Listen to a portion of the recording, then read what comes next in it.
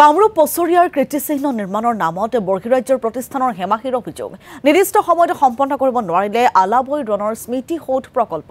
ঐতিহাসিক আলাবৈ পাহাৰত এটি স্মৃতিসৌধ নিৰ্মাণৰ কাম হাতত লৈছিল ৰাজ্য চৰকাৰে আলাবৈ যুদ্ধৰ স্মৃতিত এখন বৃহৎ আকাৰৰ ঘেংডাঙৰ লগতে ৰণত শ্বহীদ হোৱা সৈনিকৰ আত্মবলিদানৰ ইতিহাস সম্বলিত এই প্ৰকল্প সম্পূৰ্ণ নোহোৱাত ক্ষোভ বিভিন্নজনৰ আলাবৈ পাহাৰৰ ৭৫ বিঘা ভূমি সামৰি ১৫৫ কোটি টকা ব্যয়েৰে এই প্ৰকল্প নিৰ্মাণৰ কাম হাতত লৈছিল চৰকাৰে তামিলনাডুৰ এটা প্ৰতিষ্ঠানক এই প্ৰকল্প নিৰ্মাণৰ দায়িত্ব দিছিল চৰকাৰে কিন্তু বিগত ২.৫ বছৰে প্ৰকল্পৰ ৩০% কাম আগনবহাত অসন্তুষ্টি প্ৰকাশ স্থানীয় ৰাইজৰ এইখনে ঐতিহাসিক আলাবৈ পাহাৰ পছৰিয়া স্থিত পছৰিয়াৰ লগতে গোটেই অসমবাসী ৰাইজৰ বাবে এইটো উচৰ্গা কৰা হ'ব আৰু এইটো প্ৰজেক্ট আপোনাৰ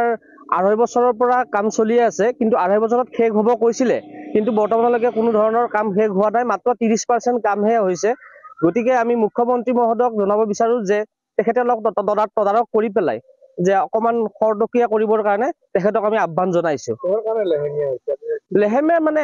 ধৰক হেৰি লেবাৰৰ প্ৰব্লেম লেবাৰ মানে ভালকে লগোৱা নাই আৰু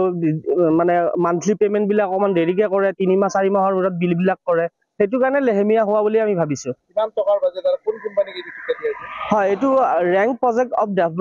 ডেভেলপমেন্ট বুলি চেন্নাইৰ প্ৰজেক্ট এটা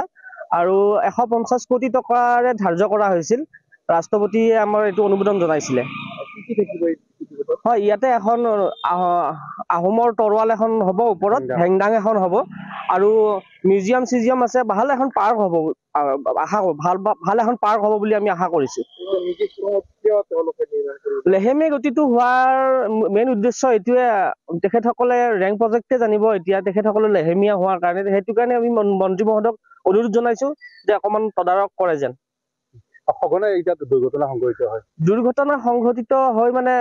এখেতসকলৰ অকমান সেফটি সাইডতো অকমান প্ৰব্লেম আছে সেইটো কাৰণে অকন দুৰ্ঘটনা সঘনে হয়